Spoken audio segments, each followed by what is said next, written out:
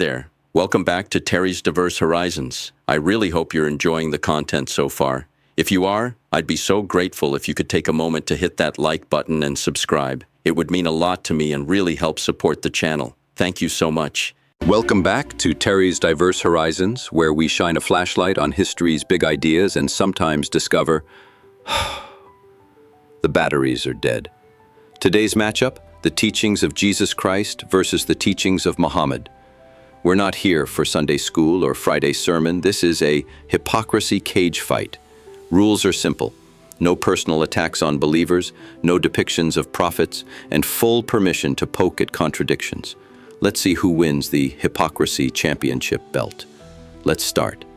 At number 1, core message, love versus loyalty. Jesus says, love your enemies, pray for those who persecute you. That's like telling a vegan to work at a steakhouse. Unrealistic but admirable. Hypocrisy?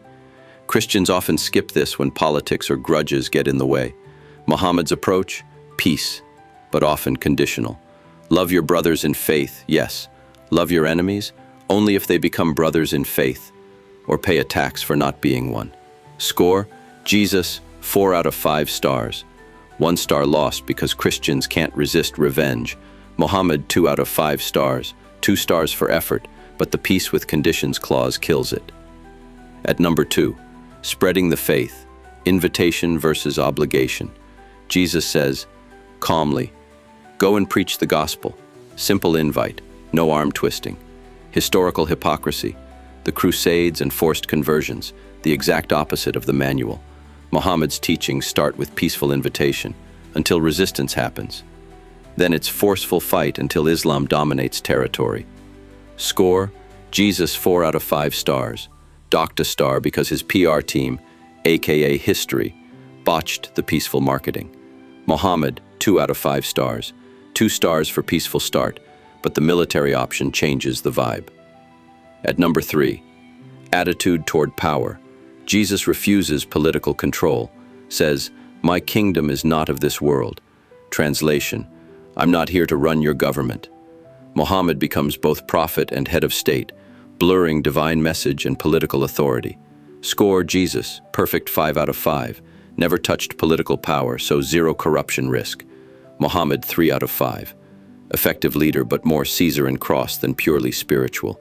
At number 4, moral consistency. Jesus, no moral scandals on record. You may not believe his miracles, but his moral resume is spotless. Muhammad teaches modesty and fairness, yet has special marital privileges, takes multiple wives, and allows actions for himself that he discourages for others. Score, Jesus, 5 out of 5. 0 personal hypocrisy. Muhammad, 2 out of 5. Contradictions between personal actions and public teachings. Finally, treatment of critics. Jesus accepts rejection, even betrayal, without retaliation. Muhammad, some critics silence permanently, in the name of political stability or protecting the message. Score, Jesus 5 out of 5, Muhammad 2 out of 5. Total score, Jesus 23 out of 25. His teachings are highly resistant to hypocrisy, even if his followers aren't. Muhammad 11 out of 25. His blend of spiritual and political leadership creates far more room for coercion and unequal treatment. Which means, in our hypocrisy showdown, the belt goes to Jesus.